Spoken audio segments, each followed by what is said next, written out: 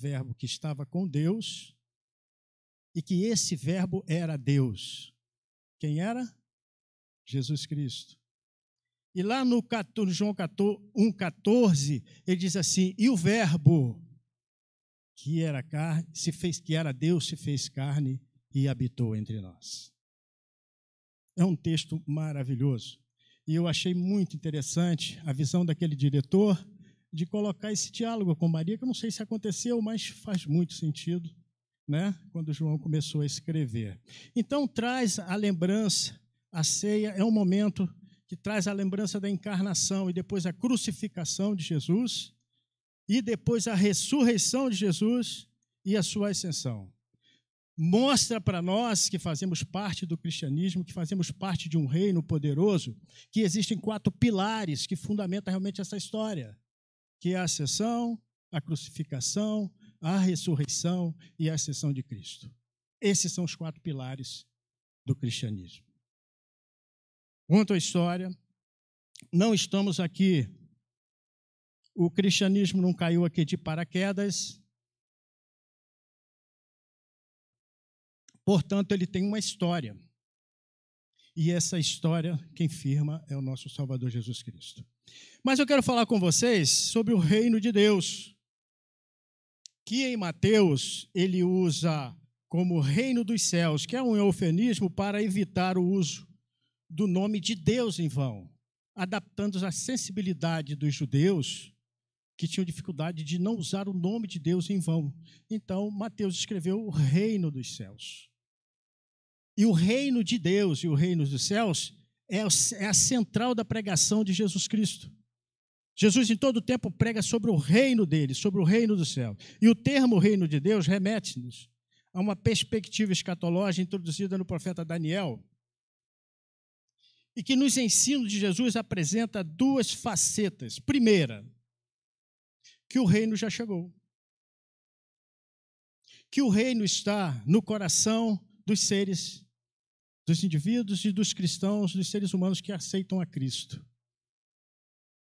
Esse reino já chegou, e ele ilustra que esse reino é muito grandioso, com parábolas, como a parábola da mostarda, do fermento, e mais algumas outras parábolas ilustrando o reino de Deus. E a segunda é que o reino também vai passar por dificuldades. Vai enfrentar desafios, mas vai crescer. E com isso ele ilustra com algumas parábolas, a parábola do joio e outras palavras também ilustrando. Das virgens do joio e a parábola da rede, ilustrando bem o crescimento do reino. Nós vamos ler capítulo 5 de Mateus. Eu queria que vocês abrissem a Bíblia de vocês, que houve um período da nossa história, eu não tenho viés político aqui, mas se dizia que temos que respeitar a Constituição do nosso país, nós não podemos jogar fora das 4 linhas. A Constituição de uma nação é o regramento social e político para manter a população e o indivíduo devidamente organizado. E não é diferente no reino de Deus. Nesse capítulo que nós vamos ler aqui, nós vamos ver que Jesus, depois de pregar em toda a Galiléia e curar muitos enfermos, ele percorreu praticamente toda aquelas as cidades que tinham ali por perto. E as pessoas, quando viam Jesus e anunciavam que tinha um novo rei chegando, que o novo reino seria estabelecido, as pessoas perguntavam: poxa, existe já um reino e um rei hoje. Que rei que esse está chegando? Como é que nós fazemos parte desse reino? O que é que eu tenho que fazer para ser um súdito desse reino e fazer parte dessa nação? Uma outra informação para vocês antes de nós lermos essa constituição do reino, porque o reino de Deus, como uma nação, também tem uma constituição. Para nós que fazemos parte deles, temos que também jogar dentro dessas 4 linhas. Obedecer o regramento espiritual, o regramento social e político também deste reino. Na palavra de Deus, para vocês entenderem que nós não fazemos parte deste mundo que aqui estão, desse sistema, a palavra diz que nós somos peregrinos. O que é um peregrino? Peregrino é aquele que está num local que não o pertence. Ele está ali aguardando o retorno para a sua casa de origem. Por isso que ele disse, olha, vós sois peregrinos nessa terra. A origem de vocês não é aqui, a origem de vocês é a eternidade. Então, nós estamos aqui aguardando o nosso chamado, o nosso retorno para a eternidade. Quando eu cheguei em Maria da Fé, eu, algum tempo, estive lá e convivi com um grande pastor, me tornei amigo, passei a amá-lo, a respeitá-lo, ele e a família dele, que era o pastor Toninho. O pastor Toninho já chegou. O pastor Toninho já retornou para casa. O pastor Toninho, que era um peregrino aqui também, já retornou para sua residência, aonde todos aqueles que fazem parte desse reino e obedecem a essa Constituição, um dia herdarão. Uma outra coisa muito importante que todos nós precisamos saber e ter isso no coração é que nós somos embaixadores. Olha que forte, irmãos. Você que é um cristão, que comunga a mesma fé, que vai hoje fazer esse momento aqui de lembrança, que ele disse, olha, fazer isso em memória de mim todas as vezes que vocês se reunirem, ele disse que nós somos embaixadores nessa terra. O que é um embaixador? O embaixador, ele representa uma nação da qual ele é de origem dentro de outra. Está muito em tela aí, e é muito divulgado os problemas políticos que estão acontecendo, onde eles se refugiam na embaixada de qualquer outro país, ali eles estão protegidos. A mesma coisa acontece com cada um de nós. Somos embaixadores desse reino. Nós estamos aqui representando um reino poderoso, que traz paz, restaura, cura, e o mais importante, irmãos, nos dará a vida eterna. Para e pensa, nós vivemos aqui 90 anos, o pecado limitou a nossa eternidade. O pecado trouxe limite para as nossas vidas. Vivemos até 70, 80, 90 anos fazendo de tudo para viver bem. Investimos dinheiro, roupa, academia, remédios. Não tem jeito, irmãos. Vai chegar aos 90, vai ser só sofrimento e cansaço. Assim diz a palavra. E isso é verdade para os idosos que estão aqui. Para mim, eu já sinto essa dificuldade. Mas eu sei que a minha origem é a eternidade. Então, sabe onde eu vou investir? Claro que eu vou me cuidar, boa comida, respeitar o mundo biológico nosso, mas eu sei que eu não vou chegar mais de 90, 100 anos. Eu tenho que investir na minha eternidade.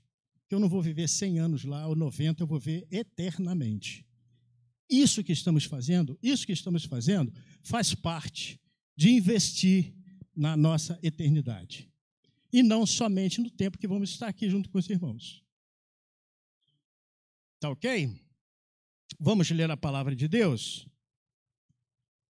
Que diz assim. Eu vou começar do 23, para a gente ter uma ideia geral.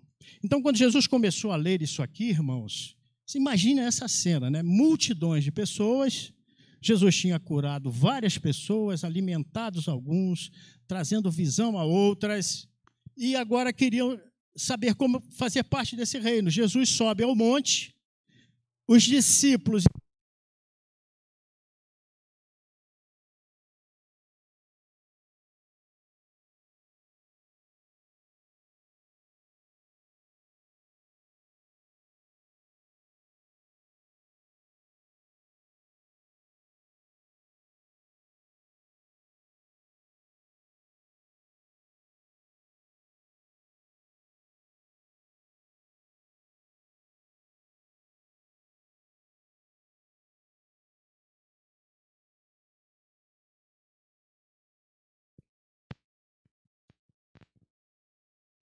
povo, e a sua fama correu por toda a Síria. Trouxeram-lhe, então, todos os doentes, acometidos de várias enfermidades. Ele os curou. Galiléia, Decápolis, Jerusalém, Judéia, da além do Jordão, numerosas multidões o seguiam. Imagina essa situação, né, irmão? Aí ele começou a apresentar a constituição do reino de Deus. Ele disse: vocês querem fazer parte do meu reino? Vocês vão ter que ter 4 atitudes: restauração, renovação na vida de vocês. Vocês vão tomar 4 atitudes. E ele apresenta essas 4 atitudes aqui. Essas atitudes vocês terão 9 motivos para serem felizes. Minha mulher está passando um e-mail para mim. Por favor, pode assentar, irmãos. Eu pedi para que levantasse, me perdoe, mas eu me empolguei falando da palavra e me perdoe. Viu como é importante? A esposa, puxa, manda o povo sentar. Mas nós vamos continuar lendo a palavra. Então, ele disse: vocês vão ter que ter 4 atitudes. Viu, Mauro? Para fazer parte do meu reino, vocês vão ter que ter 4 atitudes. Primeira atitude, com relação a vocês mesmos, com relação a nós mesmos. Aí ele começa assim, ó. Vendo Jesus as multidões, subiu o monte e como se ele se assentasse, se aproximaram dele os seus discípulos e ele passou a ensiná-los dizendo... Aí começam os artigos dessa Constituição, desse regramento social, político e espiritual do reino de Deus, dessa nação que todos nós fazemos parte. Ele começa dizendo assim, ó, irmãos: bem-aventurados os humildes de espírito, porque deles é o reino dos céus.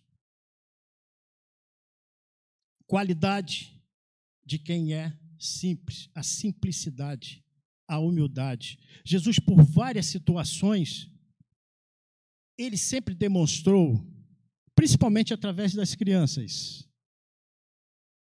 Pegava as crianças, que é o símbolo de simplicidade, humildade, onde você muitas vezes disciplina o filho, mas daqui a pouco o filho está te abraçando, dizendo que te ama, te respeitando e aceitando aquilo como uma correção que é para o bem deles. Então ele diz: bem-aventurados os humildes de espírito, porque deles é o reino dos céus. E ele continua no artigo 2: bem-aventurados os que choram, porque serão consolados.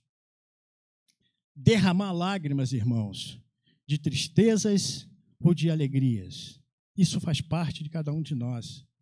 Depende muito da situação, do momento que estamos vivendo na nossa vida, das dificuldades, nós choramos, e nas alegrias também nós sorrimos, ou choramos, de alegria, né? A minha esposa muitas vezes está feliz e está chorando. Eu falo: vem cá, você está chorando porque está triste? Porque não, eu estou chorando porque eu estou feliz.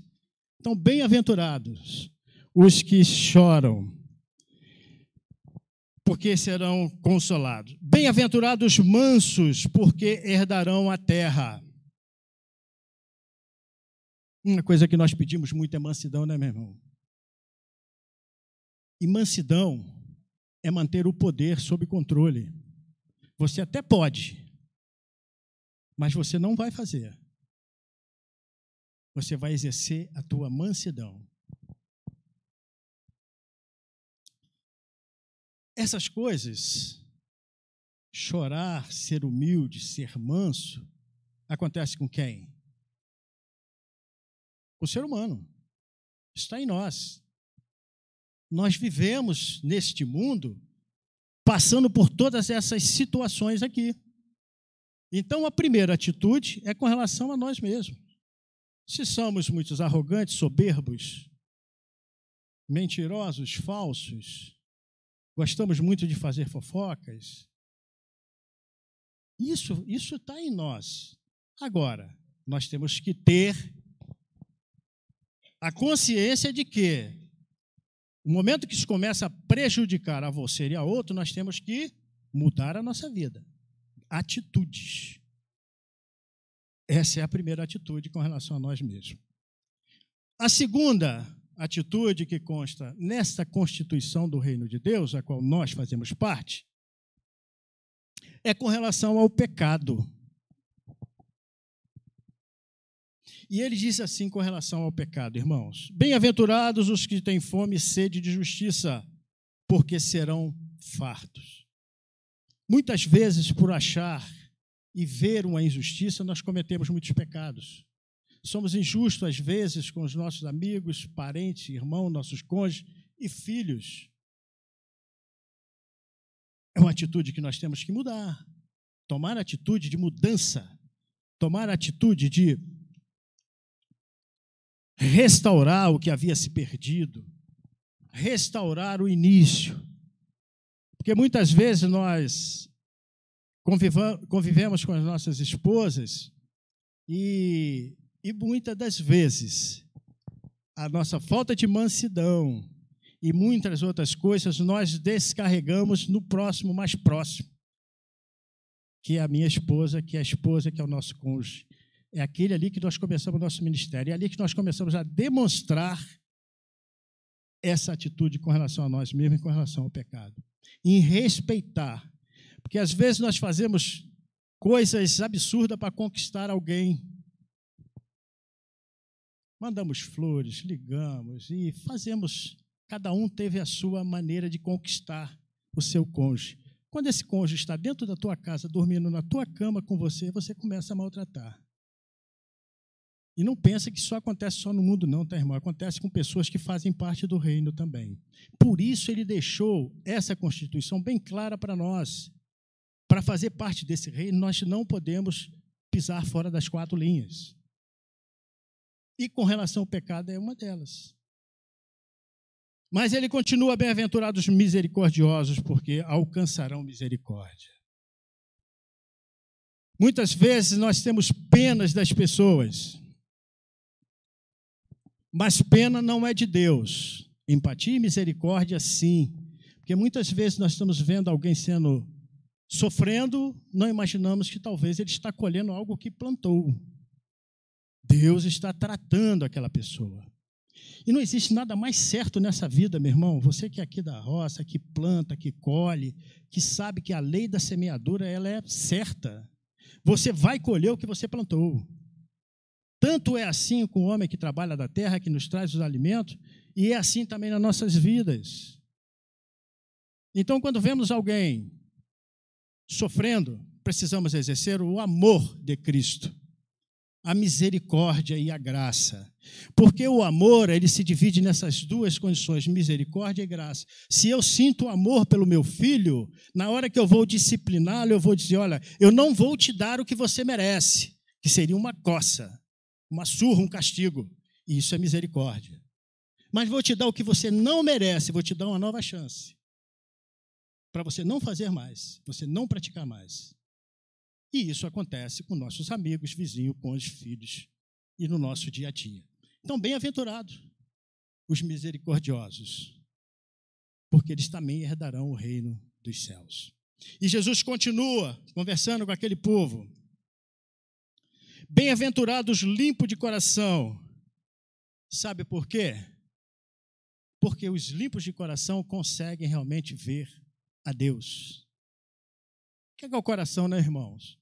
Coração é o centro das nossas emoções e das nossas vontades. Você não sabe o que está passando no meu coração, minha irmã. Posso estar aqui pregando a palavra de Deus. Também não sei o que passa no coração de cada um de vocês que estão aqui ouvindo a palavra de Deus, mas o que está dentro do seu coração, só você e Deus. Essa atitude que nós temos que tomar é com relação a Deus. Coração limpo, puro, generoso, herdarão o reino de Deus. Continua falando para aquele povo que serve para nós. Bem-aventurados pacificadores, porque serão chamados de filhos de Deus. Sabe o que é um pacificador, irmãos?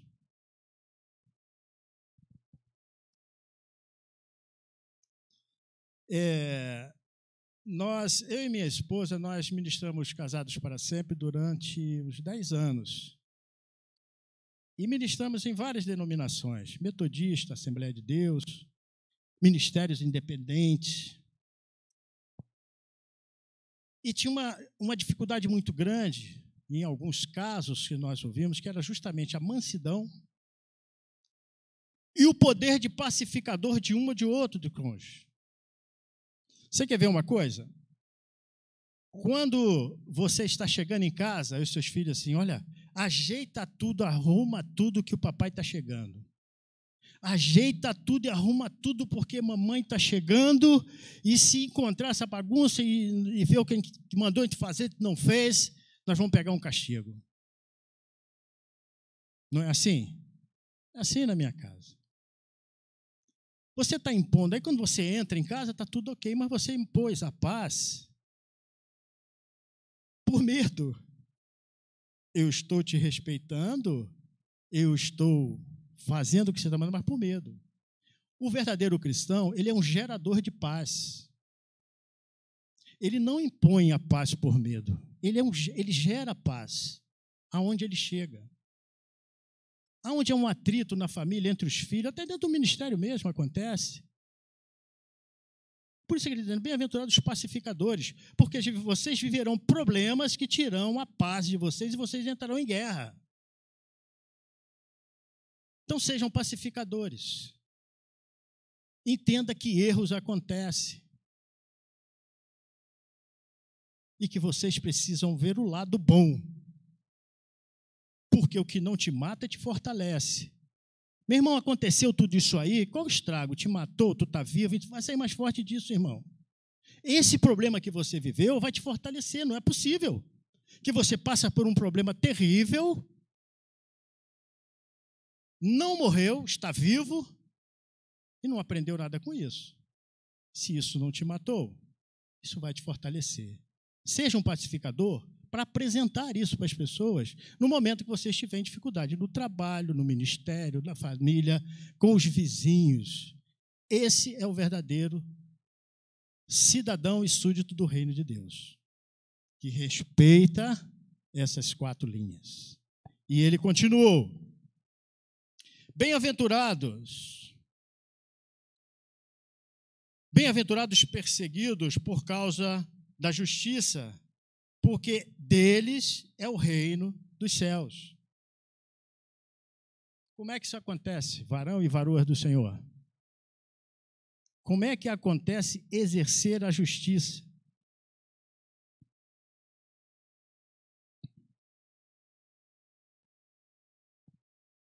Vou dar um exemplo para vocês. Me candidatei ao emprego, sou um cristão. Num escritório, num depósito, numa fábrica, qualquer lugar. Já tem um costume de desvios, seja de matérias-primas, seja de dinheiro, coisas erradas acontecendo. Aí você é admitido ali, como cristão. O que tem que acontecer ali? Vai parar. A coisa vai vir, quando chegar nesse cidadão que se diz reino, que faz parte do reino de Deus, aquilo vai parar. E por parar e por você não ceder, não querer participar daquele roubo, daquele desvio, daquela mentira, daquelas fofas, enfim, coisas que nós convivemos no dia a dia, o que vai acontecer?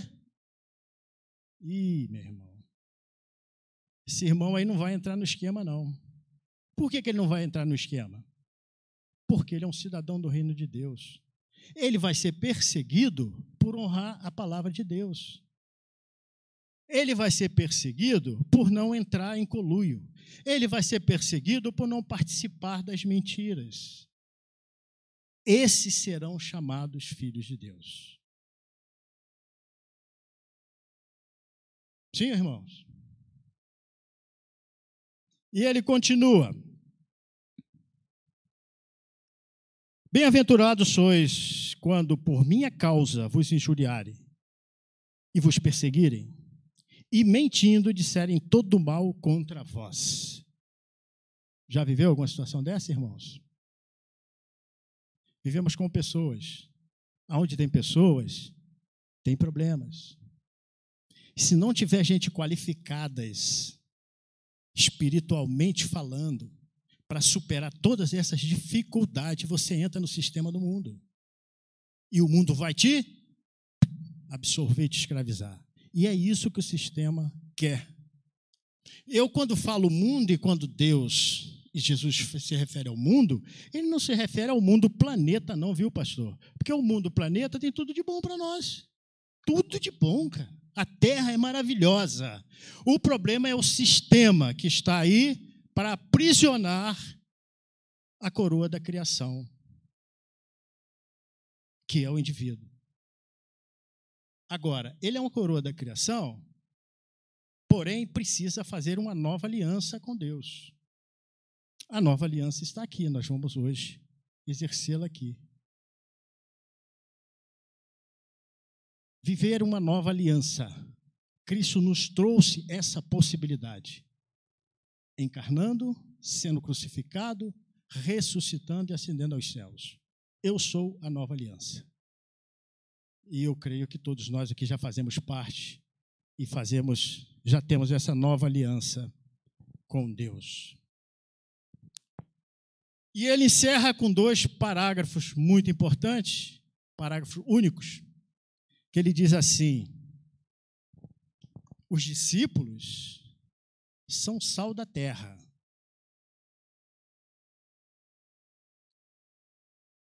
Essa é a atitude que nós temos que ter com relação ao mundo, que é a 4ª atitude que nós temos que ter. Ele diz assim, para aquela multidão que estava ali, os seus discípulos, ouvindo a Constituição, que hoje nós já temos aqui, e que temos que andar debaixo do nosso braço. Não é não, pastor? Está aqui a Constituição do Reino. Aí ele diz assim, nesses 2 últimos parágrafos: vós sois o sal da terra. Ora, se o sal vier a ser insípido, como restaurar o sabor? Se o sal perder a qualidade que ele tem, como é que nós vamos realmente restaurá-lo? Para nada mais presta, senão para, lançado fora, ser pisado pelos homens. Conservar, realçar, proteção e limpar. Essa é a propriedade que o sal tem. Fora de outras 21 utilidades, mais 20 minerais. Vocês sabiam disso? Não estou dizendo esse sal refinado que nós temos, mas o sal em si. A propriedade do sal é essa. Se Jesus coloca na Constituição dele, além dessas atitudes que nós temos que tomar, e dizendo que depois que tomarmos essas atitudes, nós somos o sal da terra, meu irmão, para e pensa.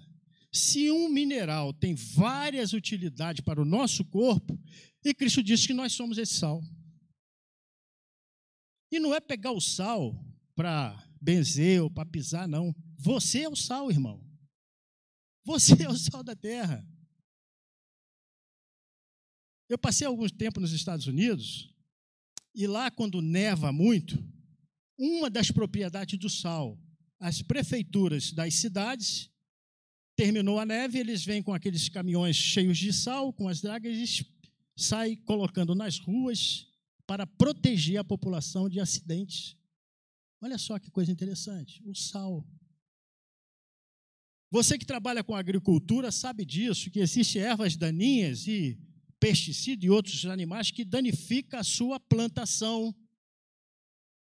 E sabiamente no Rio, eu descobri de um irmão que tinha um sítio lá, que ele estava botando sal em volta de uma planta.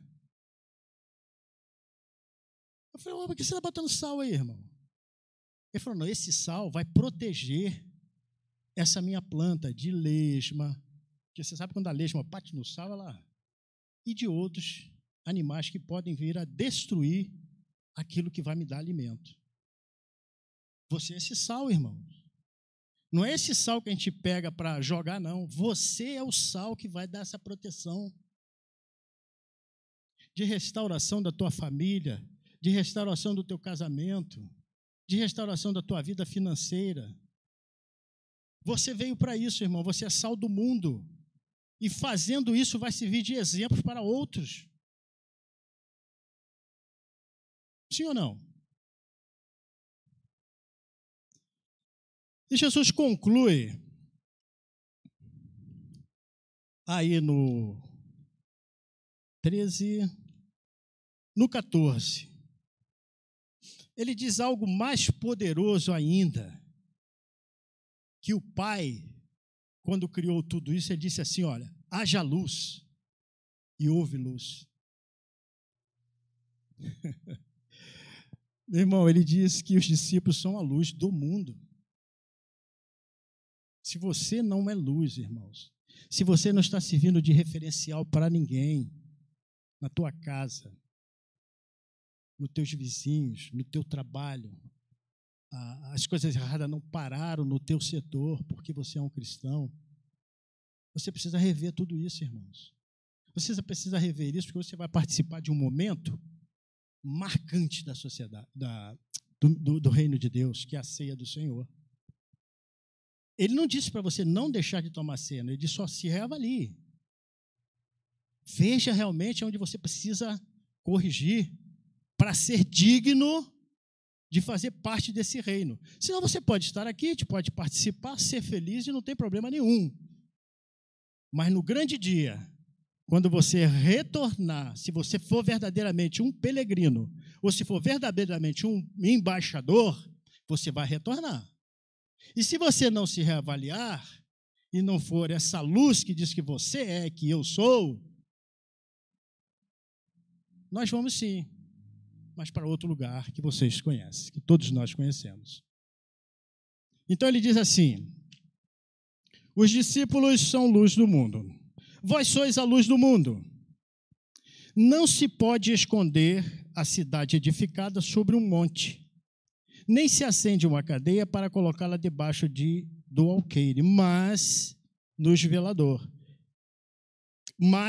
velador, e alumia a todos os que se encontram na casa. Assim, brilhe também a vossa luz diante dos homens, para que vejam as vossas boas obras e glorifiquem o vosso Pai que está no céu. Um outro símbolo que nós tínhamos no Casados para Sempre era um farol. Nós temos até alguns faróis ainda lá em casa, que a gente sempre distribui para os casais, quando tinha formatura, nós dávamos os faróis. Para que serve aquele farol? O farol é uma luz no meio da escuridão. Aqueles navios, quando estão perdidos no mar, em qualquer revolta do mar, no mar muito brabo, no mar com ondas muito altas, onde o navio some, quando volta, ele enxerga lá a luz. E o mar continua batendo, ele segue aquela luz. Ele vai seguir e sabe que lá ele tem um referencial. Quando Jesus disse que nós, discípulos dele, e fazemos parte desse reino, somos luz, é por causa disso, irmãos. Alguém que está perdido, desesperado, aprisionado pelo pecado, pela droga, pela pornografia, pela mentira, pela fofoca. Quando ele olha para o verdadeiro cristão, ele vê luz e vê referência. Se ele não tem forças ainda para mudar, você pode ser o discipulador dessa pessoa para que ele realmente consiga se levantar e se restaurar. E não é só o mundo, os pecadores não salvos que precisam disso não, tá, irmãos? Os pecadores salvos também, que somos nós, sou eu. Eu sou um pecador salvo, irmãos. Tenho desejos que fazem parte do meu caráter. Vocês têm desejos que fazem parte do caráter de cada um de nós. Normal. Não vamos pedir a Deus que tire esse desejo de nós jamais. Temos que pedir que usamos esses desejos para o bem e para a edificação, seja ele qual for.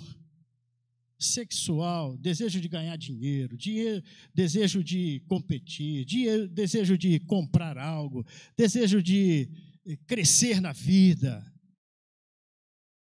desejo de mentir. Tudo isso nós temos. Eu tenho. Inveja, ciúme, viu, pastor? Eu tenho isso tudo. Tenho lutado contra isso, viu? Porque eu sou um pecador salvo. O pecado não me domina mais. Sabe por quê? Porque eu tenho a constituição do reino em minhas mãos. Você também tem ela aí. Então, se você estiver aprisionado sem forças para vencer qualquer dificuldade, que é inerente, faz parte do caráter de cada um, vamos à palavra, irmão, pedir o Espírito Santo de Deus para nos dar forças. Senhor, eu faço parte do teu reino agora. Por que eu não estou conseguindo me livrar disso?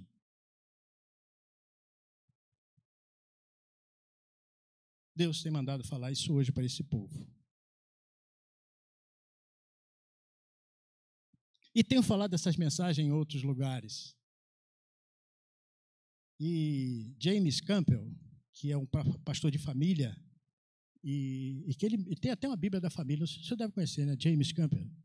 Ele tem uma Bíblia da família e ele é um pastor de família. A gente participava de alguns congressos deles, até para a gente se especializar mais, porque a gente cuidava de famílias, né? Ele dizia assim, olha, eu prego a mesma mensagem 3, 4 vezes, e cada vez que eu prego ela fica melhor. E é verdade. Porque cada lugar que você vai, o Espírito Santo te ministra de uma maneira diferente. Mas falando em luz, irmãos, para que serve a luz? Lógico e básico, né? A luz serve para eu enxergar as coisas. Clean, limpa na minha frente, não é assim? Uma boa iluminação, a gente vê os cantos, vê as sujeiras, a gente vai lá e tira, limpa tudo. Sabe qual é a velocidade que a luz chega num vácuo? Por isso, quando Deus diz assim, haja luz, tum. Sabe quanto tempo? 300 mil quilômetros por segundo. Você é essa luz, irmãos. Você tem essa capacidade. O Espírito Santo está em vós, está em cada um de nós. Porque quando Cristo, o Verbo se fez carne e encarnou e habitou entre nós, e foi crucificado, e depois ressuscitou, e antes de ser crucificado ele fez isso aqui, olha só, hoje, amanhã eu já vou ser morto. Todas as vezes que fizerem isso, façam em memória de mim. Então, quando nós fazemos isso em memória de Deus, nós nos tornamos essa luz. Uma outra coisa que a luz faz é regular o nosso sistema biológico entre o dia e a noite. De dia nós temos luz e à noite nós temos a escuridão. Nós precisamos disso, sim ou não? O nosso corpo precisa à noite dormir bem e pela manhã ver o sol brilhando novamente, que vai nos dar várias vitaminas e uma delas é a D. E nós sabemos bem disso. E precisamos desse sol, precisamos dessa luz. Jesus está dizendo que você, irmão, e eu somos essa luz. A situação. Estamos sendo luz. Estamos sendo sol. Estamos jogando dentro dessas 4 linhas, tomando atitudes de renovação, de restauração, primeiro em nós. Porque se você primeiro não começar em você, você não vai ter condições de ir contra o pecado, irmãos. E depois também você não vai ter condições com relação a Deus. E não vai ter também com relação ao mundo, sistema que é pior ainda. Que está numa engrenagem tão fantástica que está arrebatando milhões e milhões para a perdição. E o povo não está vendo, nem algumas igrejas estão vendo isso. Que o mundo está entrando com uma velocidade tão grande dentro das igrejas, e nós estamos lá, ó, adorando a cantores, a pastores, adorando a líderes e deixando de adorar o verdadeiro Deus e o verdadeiro Cristo. Ok? Vamos ficar em pé, vamos orar a Deus. O pastor me deu só esse tempo. E mesmo assim eu te agradeço, pastor, por esse momento.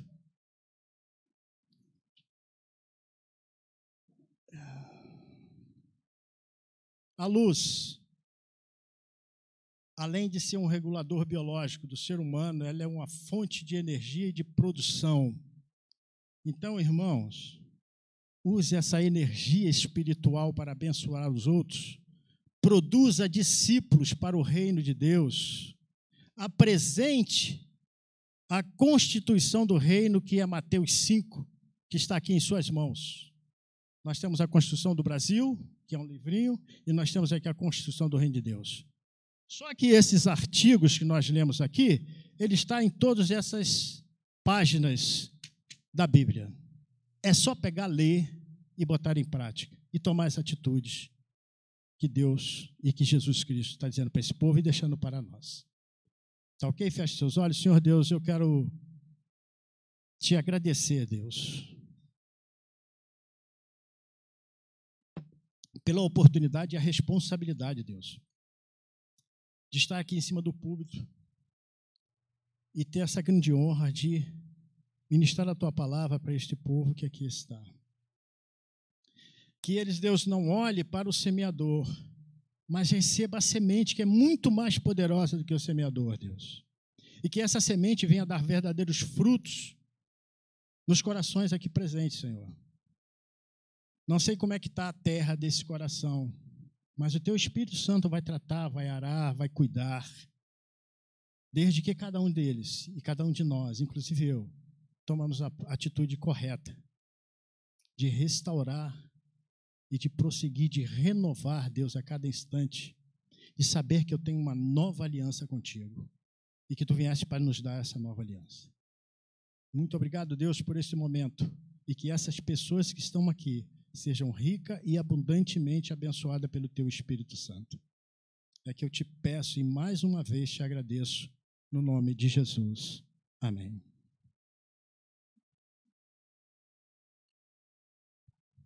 Obrigado. Glória a Deus. Poder sentar, meus queridos. Pode preparar a ceia aqui, as irmãs que vão preparar a ceia. Pode sentar os irmãos.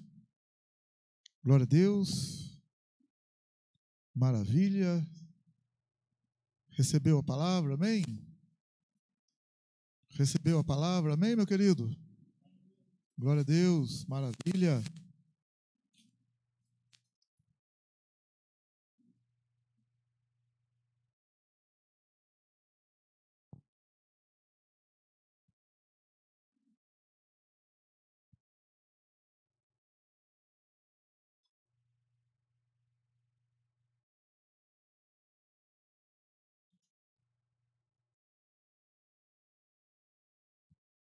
Glória a Deus, santo é teu nome, a honra é tua, Senhor, a glória é tua. Estende as mãos para cá, meus queridos. Senhor, apresentamos os elementos da ceia nesta noite, que serão ministrados, que o Senhor venha abençoar.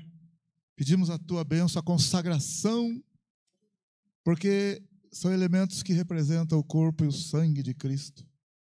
Então nós precisamos de ti, Senhor. Abençoa, abençoa, Espírito Santo de Deus, abençoa.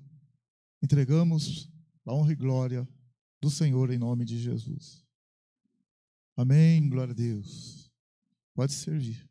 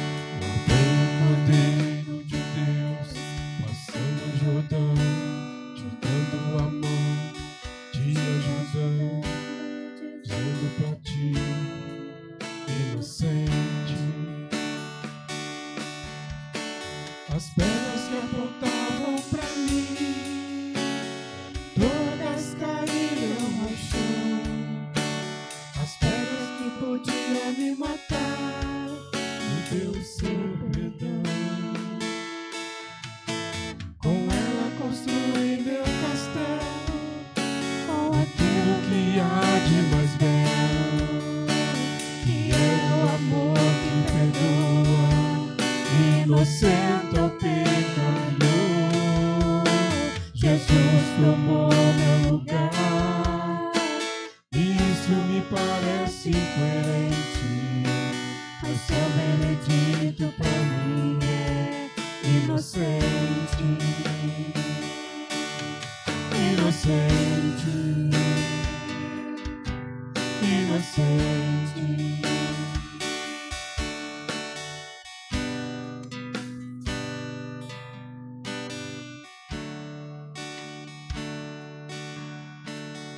Vem o Cordeiro de Deus que tira o pecado de todo mundo, que no segundo lava tua alma, te dá paz.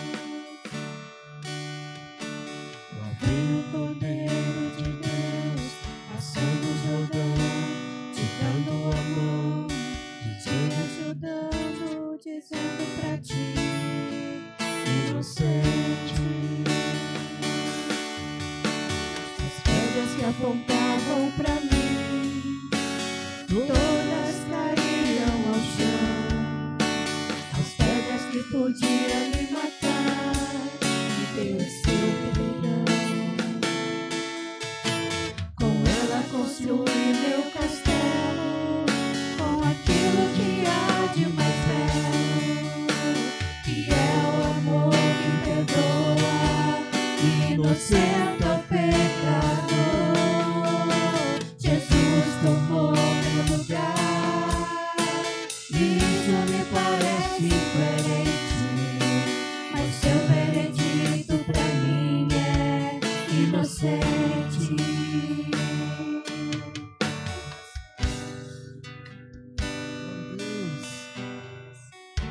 Pois eu recebi do Senhor o que também vos ensinei, que o Senhor Jesus, na noite que foi traído, tomou o pão e, tendo dado graças, o partiu e disse: isto é meu corpo, que é entregue por vós.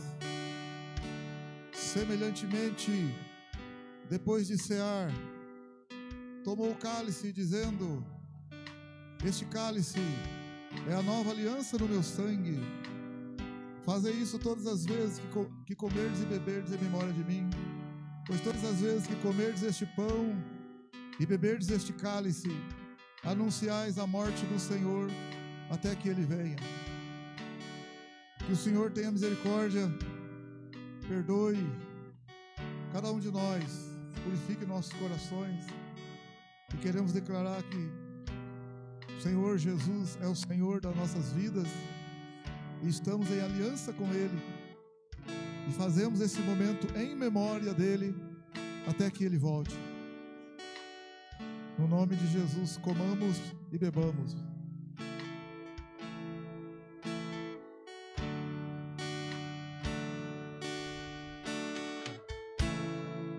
Ele abriu mão da sua glória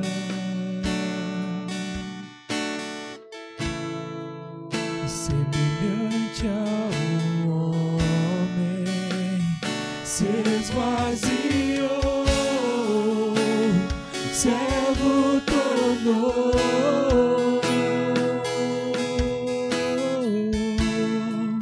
e a si mesmo se humilhou, e como filho obedeceu até a morte, e morte de cruz. Mas o grande Deus, o nosso Pai, o exaltou e lhe deu o nome que é sobre todo nome, nos céus e na terra e debaixo da terra. Ao nome de Jesus, todo joelho se dobrará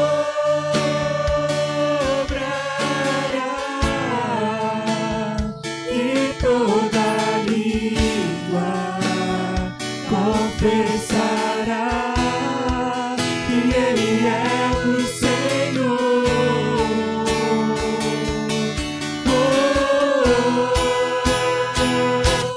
Jesus,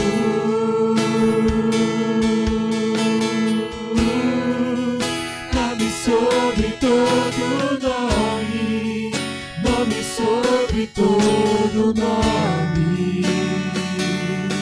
Jesus,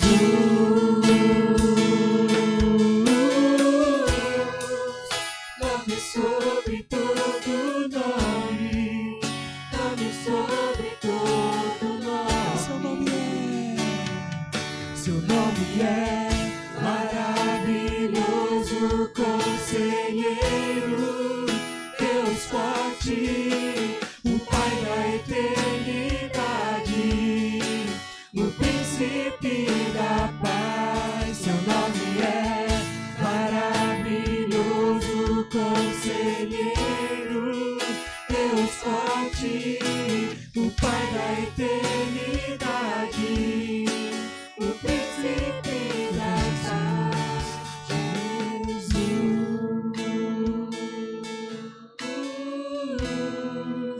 nome sobre todo nome, nome sobre todo nome. Glória a Deus, aleluia.